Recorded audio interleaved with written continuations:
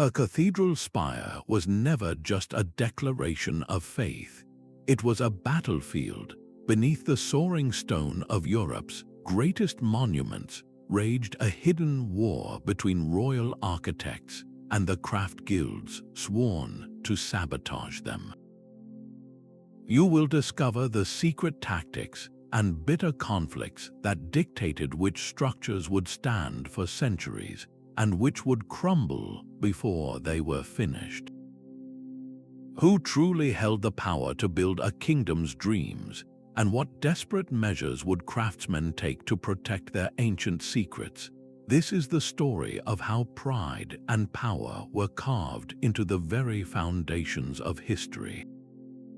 What do you believe is the true cost of a masterpiece? A master mason named Henry Yeville once carved stone alongside his brothers in the guild, but his life changed forever when a king looked upon his work and saw not just a craftsman, but a visionary. Royal appointment transformed Yeville from a man of the yard into a man of the court, a confidant to kings like Edward III. Suddenly, a single individual held the keys to the kingdom's greatest ambitions. This was the birth of the royal architect, a figure who commanded budgets larger than some noble estates, dictated designs that would define an era, and directed thousands of workers with a word. Their authority flowed directly from the monarch, a river of royal favor that bypassed the ancient, winding streams of the craft guilds. Imagine the sheer power of telling a master carpenter, a man whose family had perfected their art for generations, that his traditional method was now obsolete because a royal decree said so. This concentration of creative and financial control in one person, answerable only to the distant crown, was a revolution. It shattered the old collaborative model where each guild master was a king in his own workshop. Now, one man's dream, backed by a king's treasury, could command an entire landscape to change.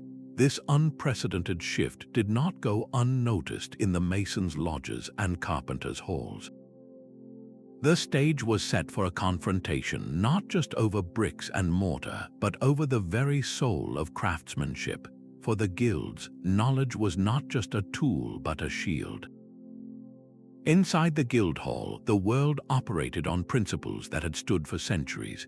A mason, a carpenter, or a smith guild was far more than a collection of workers.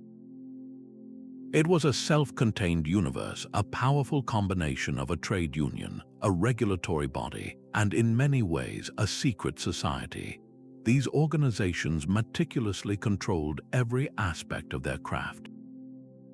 They decided who could become an apprentice, setting the terms for years of grueling labor. They standardized wages to prevent undercutting and enforced strict quality controls to protect their collective reputation. But their most precious possession was what they called the mysteries, the advanced techniques of their craft. These were not written in books but passed down orally, from master to initiate, in a sacred chain of knowledge. A master mason knew the precise geometry to distribute a building's weight. A master carpenter understood which joint would hold for 500 years.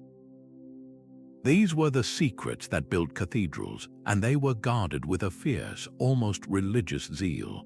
The sudden rise of the royal architect shattered this entire system. Here was one man, appointed by a distant king, who claimed the authority to override their hard-won standards. He could ignore their wage scales, bypass their quality checks, and worst of all, demand they reveal the very mysteries that gave their work its power and their lives their meaning. To the guilds, this was not progress. It was an invasion, a direct assault on the fortress of tradition that protected their autonomy and their very livelihood. How could they possibly stand by while a single courtier dismantled everything they had built? A royal decree could arrive without warning, sealed with the king's own insignia. One such proclamation granted a master architect the explicit right to bypass local stonemasons and import laborers from Flanders. On parchment, It was a simple administrative order, a solution to a shortage of skilled hands. But in the cobbled streets of the guild halls, it was a declaration of war. This single act tore through the foundational charters that guilds had fought for over generations. Those documents were their shield, guaranteeing them a monopoly on local work and the sacred right to govern their own members. The king's written law now directly contradicted the guild's customary law, the unwritten code that had governed their world for centuries. This was not a minor dispute over wages. It was a fundamental schism over who held the ultimate authority to build a kingdom. The guilds saw their entire way of life, their hard-won autonomy, being rendered null by a distant court. How could they possibly compete with foreign workers brought in by royal fiat, workers who owed no loyalty to their traditions or their standards? The Cold War had begun, not with shovels and trowels, but with ink and parchment in the royal courts. These legal battles were merely the opening salvo, a formal challenge that everyone knew would soon spill from the courthouse onto the construction site itself. The guild's resistance was a masterpiece of plausible deniability. Their sabotage was not delivered with a hammer blow, but with 1,000 precise, untraceable taps. When a royal architect presented a complex set of plans, the guildsmen would nod respectfully, then return to their benches and interpret the drawings in the most literal and most flawed way possible. A subtle curve might be exaggerated just enough to weaken a vault. A critical measurement could be misread by a fraction, a mistake that would only reveal itself months later when two walls failed to meet. The resulting structural flaws were not just embarrassing for the architect, they were catastrophically expensive. And who would the panicked court turn to for a solution? The very same guildsmen who could then charge a fortune to correct a problem they had quietly engineered. This was economic warfare disguised as human error. Their arsenal extended far beyond misread plans. Work that should have taken weeks would stretch into months through a coordinated slowdown, a deliberate drag on progress that drained the royal treasury day by day. Precious materials would meet with a string of unfortunate accidents. Shipments of perfectly seasoned timber, essential for great roof beams, would be left in the rain to warp and rot. Specific types of stone, quarried at great cost for their unique properties, would be clumsily chipped or accidentally mixed with inferior rock, compromising the integrity of an entire facade. Meanwhile, in the taverns and market squares, another weapon was being forged, whisper by whisper. Rumors would begin to circulate, questioning the royal architect's competence. Was his design truly sound, or was his ambition outstripping his skill? More dangerously, some whispers even questioned his loyalty. Was he wasting the king's gold on foreign follies and vain projects? In an age where a monarch's favor was as fragile as glass, such gossip could be more destructive than any structural flaw. This was a war fought not with swords, but with the everyday tools of their trade, a hidden conflict where the most powerful weapon was the guild's intimate knowledge that to build something great, you first had to know exactly how to make it fail. The most dangerous secrets were not whispered in taverns but inked onto parchment. A royal architect's blueprint was the ultimate prize, a single document containing months of innovative thought. To steal it was to steal his very mind. Guilds dispatched agents to infiltrate the royal offices, men who knew how to blend into the shadows of a scriptorium. A well-placed bribe to a lowly clerk could secure a few precious minutes alone with a guarded master plan. In that brief window, the entire design for a revolutionary ribbed vault or a delicate flying buttress could be meticulously copied. This was industrial espionage on a medieval scale. The stolen innovation would then reappear, claimed as the guild's own ancient mystery, or worse, used to publicly demonstrate a fatal flaw in the architect's original concept, shattering his reputation and the king's confidence in a single, devastating move. But the architects were not merely victims in this shadow war. They fought back with their own network of informants. A royal agent posing as a simple laborer might spend months hauling stone within a guild hall, his true purpose to identify the ringleaders of a planned slowdown or to uncover the details of the next act of sabotage. Knowledge was a two-way street, and the architect needed to know which foreman to quietly remove from the project or which shipment of materials required an extra guard. This clandestine battle over intellectual property turned every construction project into a high-stakes game of cat and mouse. The very techniques that would define an era's architectural glory became weapons in a silent conflict where the theft of an idea could be more damaging than the collapse of a wall. If the guilds could not control the knowledge, they were determined to possess it, and if the architects could not trust their workers, they would resort to spies to protect their vision. In this world of shifting loyalties, how could anyone be sure that the man carving the cornerstone was a craftsman, or a saboteur, or perhaps something else entirely? The scaffolding surrounding the Great Hall seemed as solid as the castle walls themselves, until the morning it began to groan. A series of sharp cracks echoed across the courtyard, and a whole section of the wooden platform, laden with workers and tools, sagged dangerously toward the ground. By some miracle, no one was killed, but the project was thrown into chaos. The royal architect rushed to the site, his face pale with a terror that went beyond the immediate danger. He knew this was no simple accident. This was a message. The official inquiry pointed to a single, faulty joint in the scaffolding support structure. A master carpenter called to testify shook his head with a convincing display of sorrow. He blamed an overworked and inexperienced apprentice for selecting a piece of timber with a hidden, internal crack, a flaw impossible to detect with a casual glance. It was the perfect excuse, a story designed to evoke sympathy and assign blame to a ghost, but the truth was far more calculated. That specific joint had been crafted with a deliberate, almost invisible weakness. The wood was not flawed, it was cut and joined in such a way that it would hold just long enough for the scaffold to be fully loaded, passing all initial inspections before succumbing to the relentless pressure. The goal was not to cause death but to create a crisis. The near collapse achieved everything the guilds could have wanted. Work on the Great Hall halted completely for months. Every piece of scaffolding had to be painstakingly disassembled and inspected, a process that required paying the Carpenters Guild exorbitant emergency rates. The cost of the project ballooned, and whispers at court questioned the architect's oversight. How could he have allowed such a fundamental safety failure on his watch?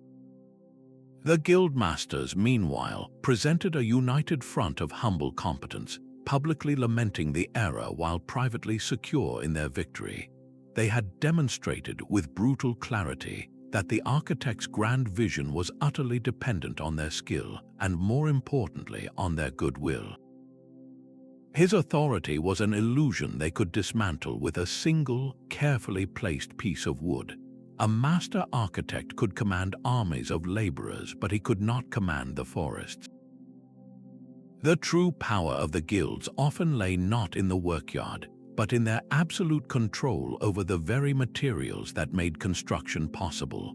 The Carpenters Guild, for instance, did not merely cut wood. It controlled a vast, intricate network that reached from the royal docks to the deepest woodlands. Through alliances with merchants, bargemen, and local foresters, they could orchestrate a crisis with a few quiet words. Suddenly, the specific, massive oak beams required for a palace's great hall would become mysteriously unavailable. Shipments would be delayed by weeks. The few pieces that did arrive would be offered at a price 10 times the normal rate, a blatant economic stranglehold disguised as a simple market shortage. The architect was trapped in an impossible dilemma. He could pay the exorbitant price, draining the king's treasury and making his project a byword for financial waste. He could attempt to substitute weaker, unseasoned timber, knowing it would warp and crack within a few years, dooming his creation to an early decay and his name to lasting infamy. Or, as a final, humiliating resort, he could go before the king and his council to explain that the grandest project in the realm was stalled for want of wood. This last option was a professional death sentence. It painted the architect as a man who could not manage the most fundamental logistics, a poor steward of the royal purse utterly at the mercy of the trades he was supposed to command. The guilds, meanwhile, remained the picture of innocent industry.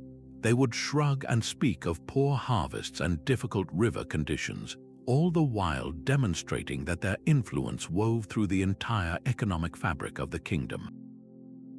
They proved that a project could be sabotaged without a single act of physical destruction, by simply turning off the tap that supplied its lifeblood. How do you defeat an enemy that holds the keys to every warehouse and every quarry?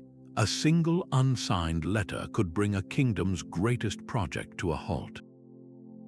Penned in secret and slipped into the hand of a court official, its accusations were as simple as they were devastating. It might claim the royal architect was quietly diverting funds, skimming gold from the king's own treasury to line his own pockets. Or, even more dangerously, it could suggest his radical designs contained a hidden heresy, a subtle blasphemy carved into the stonework itself.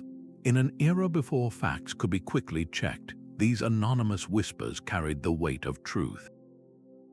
The guilds, with their deep connections in every town and village, possessed an intimate understanding of the royal court's political fractures. They knew exactly which noble was jealous of the architect's influence, or which pious bishop feared new ideas. A carefully worded accusation was not sent randomly. It was a precision weapon aimed at these existing rivalries and suspicions. The goal was to plant a seed of doubt in a fertile mind, where it would grow into a full-blown political crisis. The architect would find himself suddenly summoned for humiliating interrogations, forced to account for every penny spent while his half-built masterpiece stood silent and exposed. His access to the king, the very source of his power, would be restricted by wary courtiers. This was psychological warfare designed to isolate the creator from his patron. It proved that a few lines of ink on a scrap of parchment could be a more effective tool of sabotage than any misplaced stone or weakened beam, turning a monarch's favor into suspicion and a visionary project into a liability. The king's ultimate weapon arrived not with an army but with a passport. When local guilds tightened their grip through sabotage and slowdowns, a royal architect could unleash his most powerful countermove, a formal decree authorizing the import of foreign labor. Skilled masons from Flanders, master carpenters from Germany, and stone carvers from France were offered high wages and royal protection to travel far from home and work on the kingdom's grandest projects. On paper, this was a simple solution to a labor shortage. In the muddy reality of the construction site, it was a declaration of total war. This strategy did not just bypass the local guilds, it rendered them irrelevant. The architect was effectively building a parallel workforce, one that owed its loyalty and its paycheck directly to him and the crown, completely severing the guild's control. For the local craftsmen, this was a profound and personal betrayal. The work that had sustained their families for generations was being handed to outsiders who did not speak their language, who knew nothing of their customs, and who had no respect for their sacred mysteries. The foreign workers became living symbols of their economic annihilation, but the insult went deeper than lost wages. These imported craftsmen brought with them entirely new building techniques and aesthetic styles. A mason from Florence might use a novel geometric formula to lay out a foundation, a method the local guild had never seen. A German carpenter might employ a joint that was stronger and more efficient than the traditional one used for centuries. Every innovation these foreigners introduced was a public humiliation, a silent accusation that the local ways were obsolete. The guild's ancient knowledge, the very foundation of their identity and power, was being challenged on their own soil. The construction site, once a place of ordered craft, now simmered with a volatile mix of resentment and fear. It was a powder keg waiting for a spark. That spark was often lit by the guilds themselves. They would send their own men, disguised as simple laborers, to infiltrate the foreign crews. A whispered insult in a tavern, a misplaced tool blamed on the new workers, a rumor that the foreigners were planning to take over the town for good. These small provocations were designed to ignite open conflict. The goal was chaos, a full-blown brawl between local and foreign workers, with tools used as weapons and the site left in disarray, served the guild's purpose perfectly. It proved the royal architect could not control the men under his command. It demonstrated that his grand solution of imported labor had created a dangerous, unmanageable situation. In the aftermath of such violence, the guild masters would arrive with calm, solemn faces, appealing to the panicked royal officials. They would argue that only a return to the old ways, to the proven structure of local guild control, could restore order and ensure the king's project was completed. They turned the architect's greatest strength, his independent workforce, into his most glaring weakness. In this brutal game, the very stones meant to build a legacy became weapons in a battle for the future of work itself. Was any architectural marvel worth the price of a community torn apart? The oath was sworn in a room lit by a single candle, its flame flickering across the faces of men bound by something deeper than blood. A new apprentice stood before the assembled masters, his hand resting on the guild's sacred text, pledging his life to the protection of the craft's mysteries. He vowed never to reveal the secrets of the mortar mix, the geometry of the arch, or the true strength of the timber to any outsider, under penalty of exile, poverty, and eternal disgrace. This was not a mere promise. It was a spiritual bond that welded the individual to the collective, creating a wall of silence more impenetrable than any fortress. For a royal architect, this code was his most frustrating and insurmountable obstacle. He could stand in the middle of a work site buzzing with hundreds of men and be completely alone.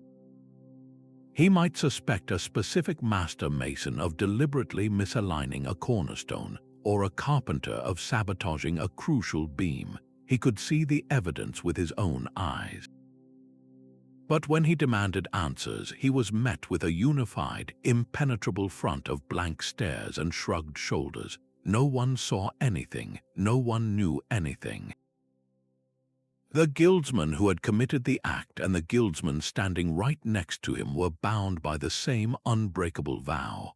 Testifying against a brother was akin to blasphemy, a betrayal that would shatter a man's identity and exile him from the only world he had ever known. This collective silence transformed every construction project into a psychological siege. The architect held the royal warrant, but the guilds held every pair of eyes and every tongue. He was the ultimate outsider, a man of grand designs who could never truly know if the hands carving his vision were building his legacy or quietly, methodically digging its grave. In this world, the most dangerous weapon was not a misplaced chisel, but a promise made in a darkened room. A king's admiration for a soaring spire could not outweigh the rumble of an angry mob outside his palace gates. This was the monarch's true dilemma, a constant and precarious balancing act between his dreams for the kingdom and the stark realities of ruling it. On one side stood his royal architect, a man of vision promising immortal glory carved in stone. On the other stood the guilds, a powerful, deeply entrenched network that controlled the economic life of his cities and represented a huge portion of his tax revenue. These men were not just craftsmen, they were voters, community leaders, and the very bedrock of urban stability. When they grew discontent, their protests could paralyze a city and threaten the crown itself. A king might spend hours enraptured by a model of a revolutionary new cathedral, but he governed in a world where one guild's coordinated work stoppage could spark riots that would make that model nothing more than firewood. The grandest architectural ambition was ultimately a luxury.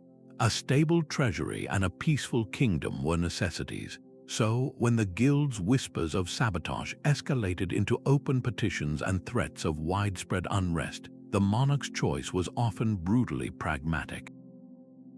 The very architect who had been the king's confidant just days before would find himself summoned to the throne room not for praise, but for a public rebuke.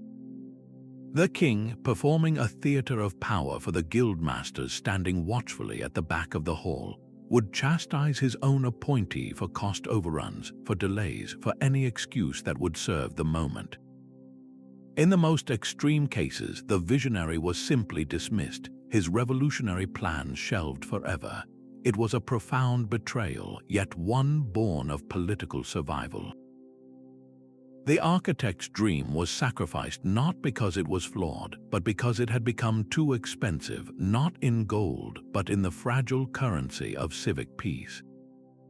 How many of history's most breathtaking structures were never built because a king chose a quiet city over a silent, empty monument? A revolutionary arch design might be perfected on a royal architect's drafting table, only to vanish forever without a trace. Guildmasters, when presented with such a novelty, would examine the plans with solemn frowns. They would tap the drawing with a calloused finger and pronounce the design dangerously flawed, a fantasy that would surely collapse under its own weight. This verdict had nothing to do with the arch's actual engineering. It was a calculated defense of an entire way of life, a new type of arch that was easier to build with less skilled labor, or that required fewer specialized stone-cutting techniques, represented an existential threat. It promised to devalue the very mysteries the guilds had spent generations perfecting and protecting. Why would they embrace an innovation that could ultimately put their own members out of work? This deep-seated conservatism, born of economic self-interest, created a powerful brake on architectural progress. Countless potential leaps in engineering were likely smothered in their cradle, not because they were unsound, but because they were too efficient, too simple, and too disruptive to the established order. The rivalry between architect and guild was not just about who built the kingdom, but what kind of future would be allowed to be built at all. How many lighter, stronger, more beautiful structures remain only as ghosts in forgotten parchment because the gatekeepers of tradition stood firmly in their way? Walk with me through the cool, echoing silence of a 700-year-old cathedral. Look up not at the grand sweep of the vaulted ceiling, but at a single window high on the north wall. Notice how its arch is just a fraction off-center, its keystone pressing against the surrounding stone with a subtle yet persistent tension. For centuries, a guide might have called this a simple error, the understandable mistake of a tired craftsman. But we know better now. This slight misalignment is a frozen moment in a Cold War. It is the ghost of a master mason's quiet defiance, a deliberate misinterpretation of a royal architect's plan executed with such skill that the flaw is almost beautiful in its subtlety. It was not meant to cause immediate collapse, but to create a persistent weakness, a problem that would demand the guild's expert intervention years later, ensuring their continued value and employment. Move your gaze along the wall to a patch of newer, slightly different colored stone. This is not damage from some long-forgotten storm. This is a repair, a scar left from the day a load-bearing pillar, secretly undermortared with a flawed mix of sand and lime, began to shift and crack under the weight it was supposed to hold for a millennium. The original stone was perfectly cut, but the bond meant to hold it firm was sabotaged in the mixing trough, an act invisible to any overseer. The guild that was later paid a fortune to make the repair knew exactly which batch of mortar had been deliberately compromised because they were the ones who had ordered it. Even the grotesque gargoyles leering from the rain spouts tell a story. See that one, its face twisted into a peculiar sneer, its body a clumsy, almost mocking imitation of the others. It feels out of place because it is. It was carved not by a sculptor following a unified vision, but by a disgruntled apprentice acting on a guild master's whispered instruction. It was a statement, a permanent piece of graffiti declaring that even in the house of God, the architect's aesthetic control was not absolute. These stones are more than a monument to faith. They are a secret archive, a permanent record of the Shadow War written in misaligned geometry and patched walls.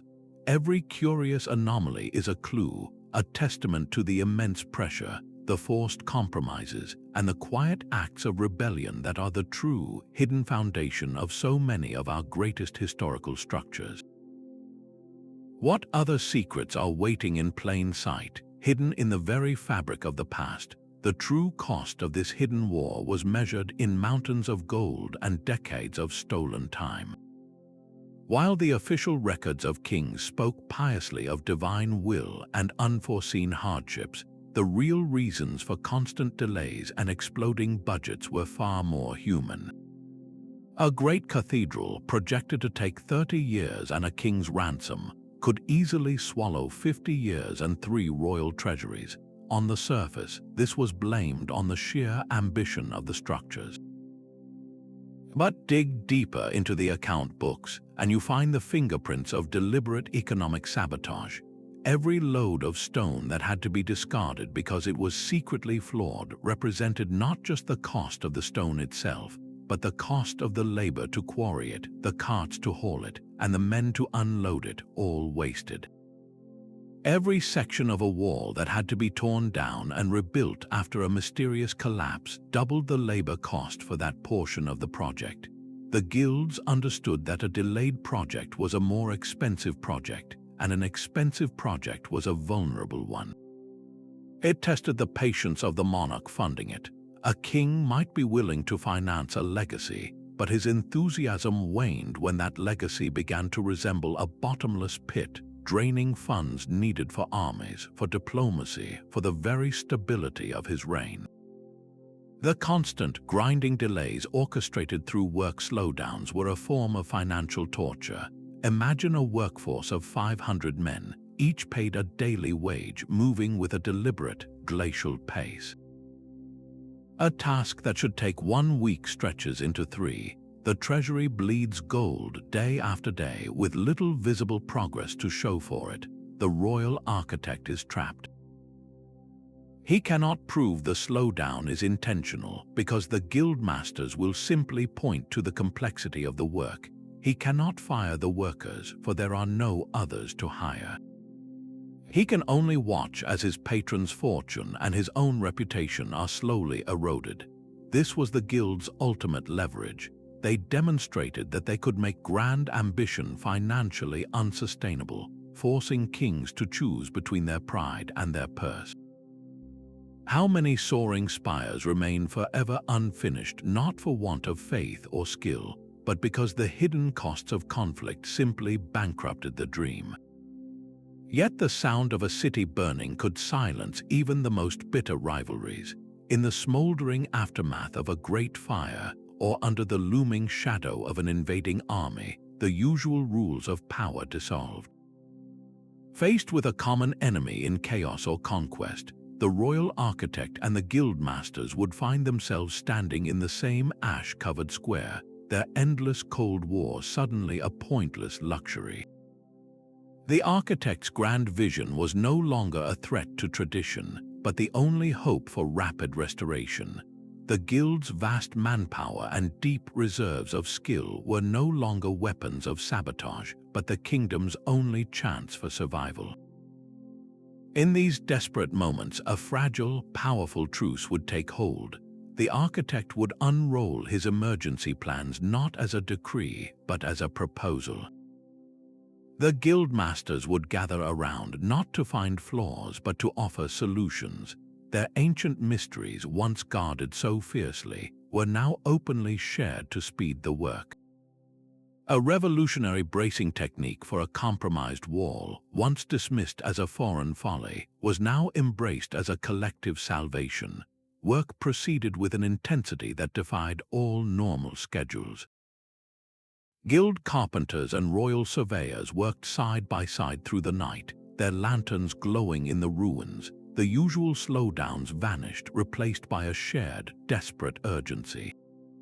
A cathedral nave that would normally take a decade to raise could be outlined against the sky in a single year. These fleeting periods of cooperation revealed a stunning truth. The conflict was never about the craftsmen hating progress or the architects despising tradition. It was a structural problem, a collision between two competing systems of power and control. When that structure was shattered by a shared crisis, the artificial barriers between them collapsed. The architect's singular vision, channeled through the guild's unparalleled collective skill, created something neither could achieve alone. Their collaboration became a force of nature, building faster and more brilliantly than anyone thought possible. It proved that the greatest monuments were not born from one man's genius or one guild's secrets, but from the rare, precious alignment of both. How different might our historical skyline look if that alignment had been the rule rather than the desperate exception? That same impulse to control the chaos of construction, born from centuries of conflict, slowly hardened into law. The endless tug of war between royal vision and guild autonomy could not be sustained if kingdoms were to grow and cities were to be fortified. What emerged from the rubble of their rivalry were the first true building codes, a set of written rules designed to protect the project from the people building it. These regulations were not born from a pure desire for safety. They were a political solution, a desperate attempt to create a neutral playing field where the architect's plans and the guild's labor could meet without constant suspicion. The codes targeted the guild's most potent weapons. They mandated specific, measurable standards for materials.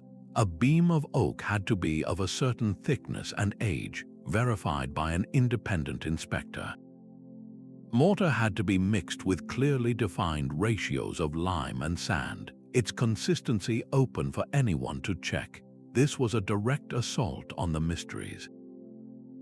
By putting these formulas into public law, the codes stripped away the guild's ability to claim that only they knew the right way to work. A royal official could now point to a written statute and declare a batch of mortar deficient, regardless of a master mason's proud claims about his secret family recipe. The codes also standardized construction techniques themselves. They specified, for example, the minimum depth for a foundation or the required angle for a roof truss. This removed the guild's power to misinterpret complex plans. An architect could now design to the code, and any deviation by the craftsman was no longer a matter of artistic interpretation, but a clear violation of the law, punishable by fines or removal from the site. For the first time, the architect had an objective, third-party authority to back him up. He was no longer just one man with a royal warrant arguing against the collective wisdom of the guild. He was the enforcer of a public standard. This shift was profound. It moved the source of authority from the secret knowledge of a closed society to the transparent text of a public document.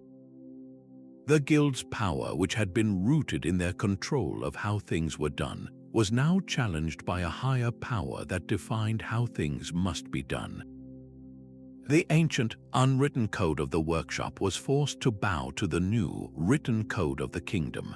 Yet, in a final irony, these very regulations often borrowed heavily from the guild's own hard-won knowledge, codifying their centuries of experience into law for everyone to use. The very secrets they fought so hard to protect ultimately became the foundation for the system that rendered those secrets less powerful. A master architect's face stares down from a cathedral's highest arch, his stone eyes forever watching over his creation. This was no simple tribute. Placing his own likeness among the saints and kings was a deliberate act of propaganda, a permanent claim that this soaring monument was the product of one man's singular genius. It asserted that vision flowed from the top down, from the royal court to the anonymous hands that merely executed the plan. The buildings themselves became massive advertisements for a new idea of authorship, where the architect's name was meant to echo through history while the names of the carvers, masons, and smiths faded into the anonymous stone. But the guilds were far from silent in this war of images. They fought back with their own visual language, funding stunning stained glass windows for that very same cathedral. In these glowing panels, the narrative shifted dramatically. Here, the central figures were not royal patrons or learned designers, but the craftsmen themselves, depicted with their tools in hand, their faces illuminated by divine light. A window might show a humble carpenter receiving a vision from an angel, or a group of masons carefully laying a cornerstone under the watchful eye of God. These artworks celebrated the sacred nature of collective labor. They whispered to every worshipper that true creation was not the flash of one man's insight, but the accumulated skill, devotion, and sweat of an entire community. A stone boss hidden in a shadowy corner might be carved not with a saint's face, but with the grinning, defiant visage of a guild master, a permanent inside joke and a quiet reclamation of space. This battle for public perception was as critical as any fight over materials or wages. Both sides understood that whoever controlled the story of how the building came to be would ultimately control its legacy. They were fighting to inscribe their truth into the very walls, knowing that future generations would read these images as historical fact. Was the cathedral a king's gift to God, an architect's masterpiece, or a testament to the 1,000 anonymous hands that raised it? The stone and glass offered competing answers, a silent debate that has lasted for centuries. William of Sense climbed the wooden scaffolding of Canterbury Cathedral, every splintered board a potential trap. This master architect, hired to rebuild the choir after a devastating fire, was responsible for one of England's most sacred sites. His mind was a whirlwind of geometric calculations and stress loads, but it was also haunted by a more human fear. He knew his revolutionary design for the new choir, with its daring use of early Gothic pointed arches, threatened the local guilds. Every friendly nod from a mason below could hide a simmering resentment. Every rope that held him aloft over the hard stone floor could have been deliberately frayed. This was the architect's true burden, a constant state of hypervigilance that turned every worksite into a psychological battlefield. The pressure was not just about getting the angles right. It was about surviving the men who held the tools. The isolation was absolute. He dined alone, his thoughts consumed by the possibility that the very pillars being raised to his specifications were being intentionally weakened. A trusted foreman could be the one organizing the slowdowns. A skilled carver might be the one subtly distorting a saint's face into a grotesque mockery of his design. Who could he confide in? A complaint to the king about suspected sabotage would only make him look weak, a man who could not control his own project. So he suffered in silence, the weight of the entire enterprise pressing down on him as heavily as the stone itself. His greatest work was also his greatest source of terror, a monument being built by hands he could not trust. This relentless anxiety took a tangible, brutal form. One day, high on the scaffolding, a section of planking gave way beneath him. He fell a terrifying distance, crashing onto the stone floor of the chancel below. The official record calls it a tragic accident, but William himself surely lay in his bed of agony, wrestling with a torment far worse than his broken body. Was it merely rotten wood, or was it a carefully planned assassination attempt disguised as a workplace mishap? He would never know for certain. The not knowing was the point. The guilds did not need to kill him. They only needed to make him believe they could. Broken and unable to continue his supervision, William of Sense was eventually forced to return to France, his grand vision for Canterbury left for others to complete. His story is a stark reminder that the blueprints and models tell only half the tale. The other half is written in the silent stress of a man who could not trust the stairs beneath his feet, a visionary crushed not by a falling stone, but by the unbearable weight of suspicion. Every master architect needed a man on the inside. For all his royal authority and grand designs, he was deaf and blind without a whisper from the Guildhall. This desperate need gave rise to the most perilous role in the entire conflict, the craftsman spy. Imagine a master mason, respected by his peers, sharing a tankard of ale with his brothers after a long day. They speak freely around him, grumbling about the architect's latest demands, planning the next subtle act of resistance. All the while, this trusted brother is carefully memorizing every detail, knowing that under the cover of darkness, he will slip away to a clandestine meeting. His payment, a heavy purse of silver from the architect's own coffers, was blood money in the eyes of the guild. The information he provided was a potent weapon. A whispered tip about a planned work slowdown for the following week allowed the architect to suddenly announce a critical inspection, forcing the men to maintain a normal pace or be caught in their deception. News of a specific shipment of stone marked for deliberate damage could be intercepted and safeguarded by the architect's own loyal guards. This inside knowledge transformed the architect from a reactive victim into a proactive strategist, allowing him to thwart the guild's efforts before they could even begin. But this intelligence came at a terrible cost, not just in coin, but in the very soul of the worksite. The spy lived in a state of constant, gut-wrenching fear. A single misplaced glance, an unguarded comment, or a moment of hesitation could betray him. The punishment for such betrayal was not merely losing his livelihood. It was complete social and economic annihilation. He would be cast out from the guild, his name stricken from their rolls, his tools, the very extension of his hands and identity, ceremonially broken. No master would ever employ him again. No craftsman would share a meal with his family. He would become a ghost, an outcast condemned to poverty and scorn. In more extreme cases, the retribution could be violent. An accident on the scaffolding arranged by his former brothers that would never be investigated. This pervasive dread bred a poison of universal suspicion. Guild masters began to look at their most loyal apprentices with new doubt. Was a sudden eagerness to please a sign of dedication or a cover for secret dealings with the court? The architect, for all his power, could never fully trust his informant either.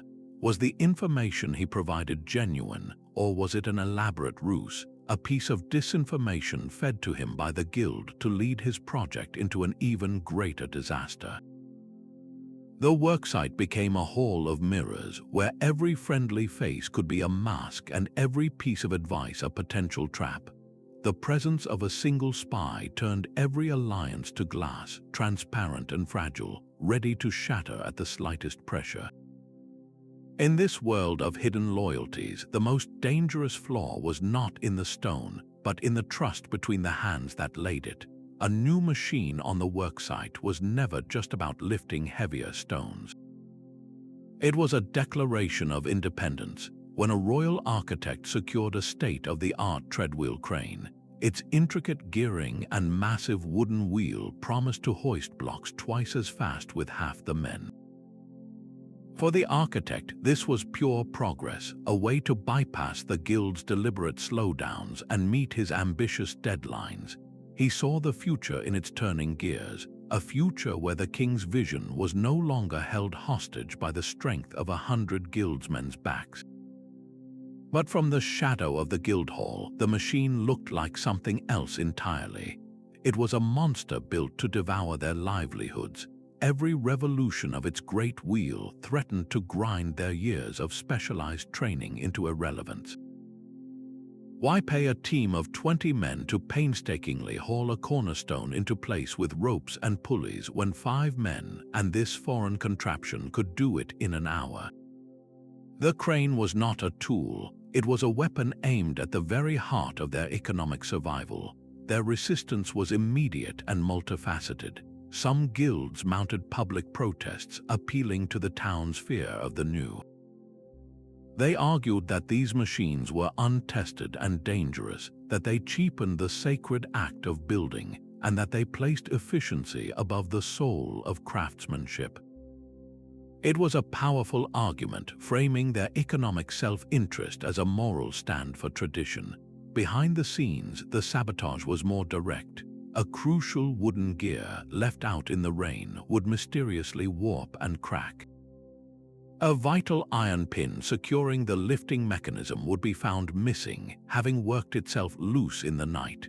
The crane would stand silent and useless, a monument to the architect's overreaching ambition, while the guildsmen returned to their slower, more familiar methods, their jobs secure for another day.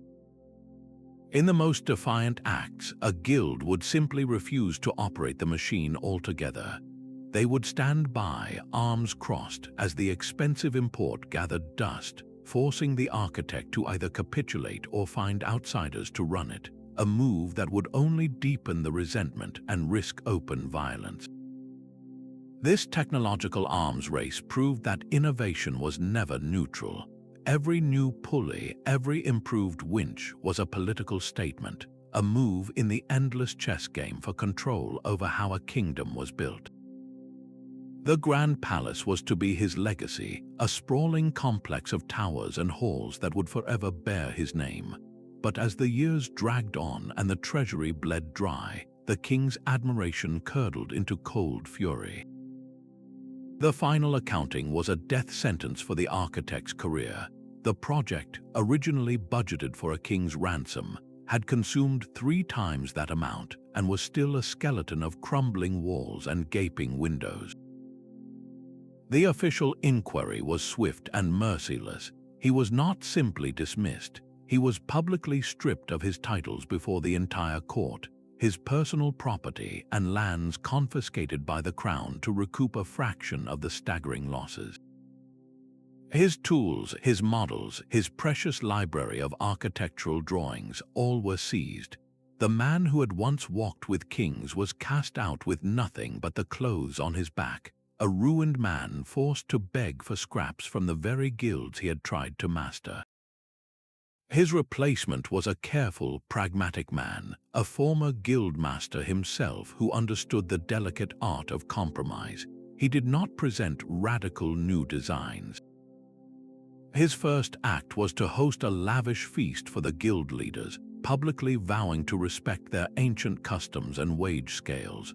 Work on the palace resumed almost immediately, progressing at a steady, unremarkable pace. The new architect's genius lay not in his vision but in his political skill. He built nothing extraordinary, but he built on time and on budget, and for a king weary of grand ambitions, that was the only masterpiece that mattered. The fall of the first architect echoed through every royal court in Europe.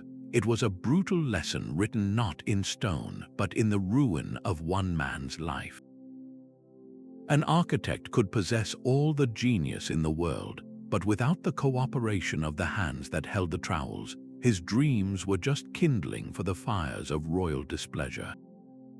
The message was chillingly clear: challenge the guilds at your peril, for the price of failure was not just an abandoned project, but utter annihilation. A royal decree could command stone to rise, but it could not force a single hand to lift a chisel. When negotiations failed and sabotage proved insufficient, the guilds held one final, devastating weapon in reserve: the organized strike. This was not a protest for higher pay. It was a calculated siege designed to shatter a royal architect's career and humiliate his patron. On a morning indistinguishable from any other, the worksite would fall into an unnerving silence. The rhythmic tap of mallets ceased, the groan of turning winches fell quiet.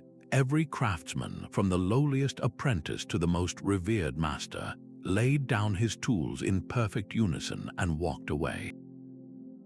The half-built cathedral or palace stood frozen, a ghost of ambition surrounded by the echoes of departed labor. This collective withdrawal was an act of raw, undeniable power. It demonstrated a simple, brutal truth. The king owned the land and the architect held the plans, but the guilds owned the skill that made any of it possible. Without their hands, the grandest vision was merely a drawing on parchment, a fantasy slowly weathering in the rain. The financial machinery of the project would cease immediately. A workforce of hundreds paid daily no longer drained the treasury, but the silence was far more expensive. Every day of standstill was a day of interest on the massive investment, a day of decaying temporary structures, and a day of the monarch's legacy turning into a public joke. The architect was left utterly exposed, standing alone in the empty yard. He could not finish the work himself. He could not magically conjure a new army of skilled craftsmen. His authority, which flowed from the distant throne, meant nothing to the empty air. All he could do was report the catastrophe to a king whose patience was already thin from delays and cost overruns. The strike was a checkmate. It forced the crown to the bargaining table not as a patron but as a supplicant. The guilds had proven that their cooperation was not a right of royalty, but a concession they could grant or withdraw. How many soaring spires remain forever stunted not by a lack of faith or funds, but because the hands that built them finally, decisively, refused to continue? The king's law was a weapon, and a royal architect knew exactly how to aim it. When the guild's covert sabotage escalated beyond mere delays, the response from the throne could be swift and brutal. A well-connected architect, backed by a monarch whose patience had snapped, could pivot from designer to prosecutor overnight. The charge was rarely something as straightforward as sabotage. Instead, the legal machinery of the state would grind into motion, targeting guild masters with accusations crafted for maximum damage. Sedition was a favorite, a terrifyingly vague crime that could mean anything from questioning the architect's authority to gossiping about the king's spending. A single, unsigned letter alleging that a master mason had spoken treasonously about the crown's building projects was enough to have the man dragged from his workshop and thrown into a damp, lightless cell. There would be no speedy trial, only a prolonged and terrifying imprisonment designed to break his spirit and serve as a warning to his brothers. The goal was not justice but submission. Other charges were more technical but equally devastating. A guild leader could be accused of fraud, his account books seized and scrutinized for the slightest inconsistency. Had he overcharged for a shipment of stone by a few percentage points? Had he accepted a bonus from a supplier, a common practice now redefined as a kickback? These financial crimes carried crippling fines, enough to bankrupt a man and his family, or worse, lead to the revocation of the guild's precious charter. That document was their lifeblood, their legal right to exist and work. To have it torn up by a royal judge was a death sentence for the entire organization, rendering every member an outlaw in their own trade. This was the architect's ultimate revenge, turning the state's power against the very men whose skills he needed. He was playing a dangerous game, however. Imprisoning a popular guildmaster was like throwing a torch into a hayloft. It risked igniting the wider community, turning a worksite dispute into a city-wide riot. The other guilds, seeing one of their own persecuted, might unite in a general strike that could paralyze the entire kingdom's economy. The architect and his king had to calculate the political cost of their legal persecution. How many craftsmen could they break before the entire system of urban order shattered under the strain? This ruthless application of power revealed a stark truth. The partnership between crown and craft was always a fragile piece, one that could be torn apart by a single writ of imprisonment. A new wind was blowing across Europe, one that would eventually sweep both the royal architect and the guilds into the pages of history. The world was changing, and the foundations of their centuries-old conflict were beginning to crack. The intellectual revolution of humanism began to shift the very definition of a creator. Society's gaze turned from the anonymous collective to the celebrated individual genius. No longer was a great building seen as the product of a royal mandate executed by faceless craftsmen. Now it was the masterpiece of a single, brilliant mind, an artist-architect like Michelangelo or Brunelleschi, whose name was as important as the structure itself.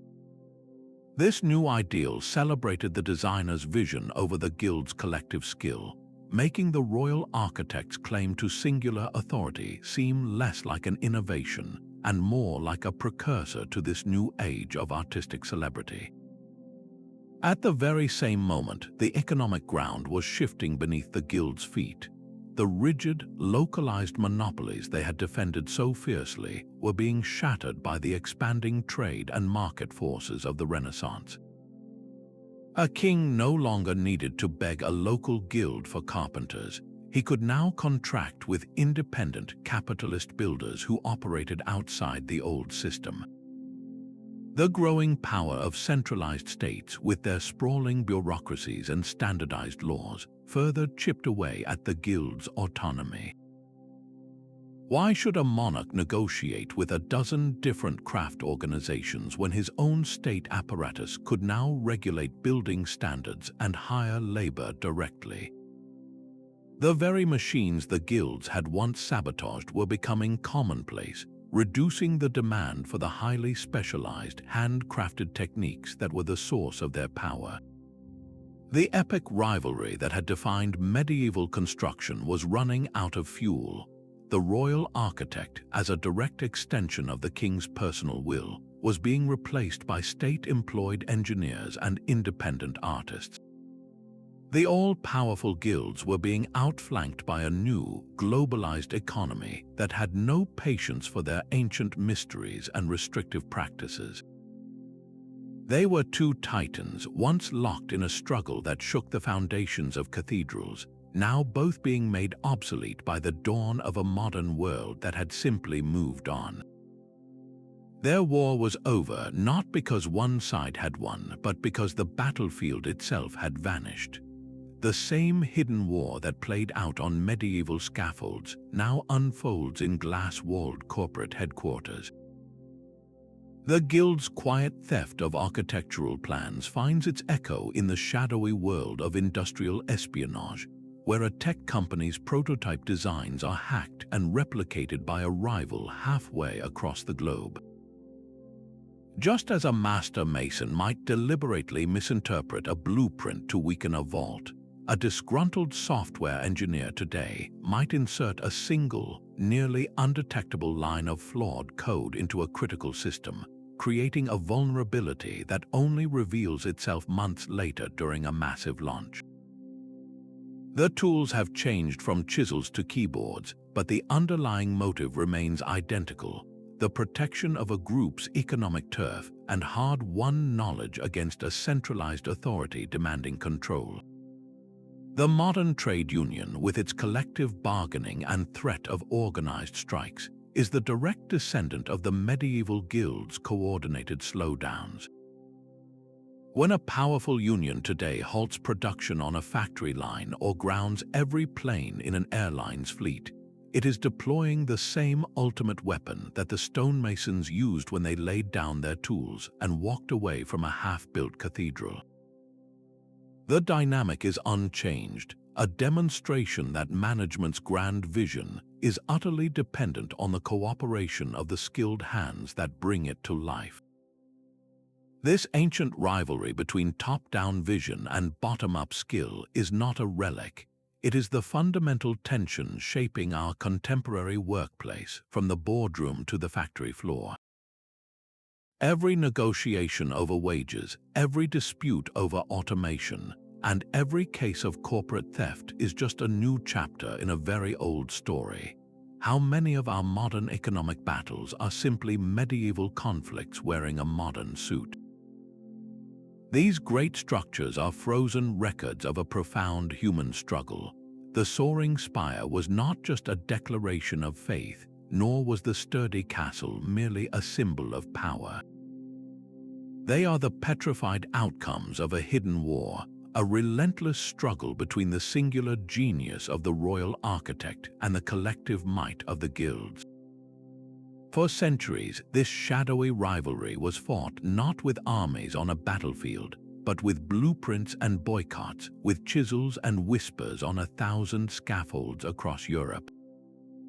It was a conflict that fundamentally shaped the very landscape we admire today, dictating which designs would pierce the sky and which would crumble back into the earth. This endless push and pull between one man's vision and the power of a community reminds us of a timeless truth. Behind every great human achievement, behind every monument that seems to speak of unified purpose, there often lies a far more complex story. It is a story of conflict and hard-won compromise, of ambition clashing with tradition. It is the eternal tension between the individual's brilliant dream and the collective's formidable power.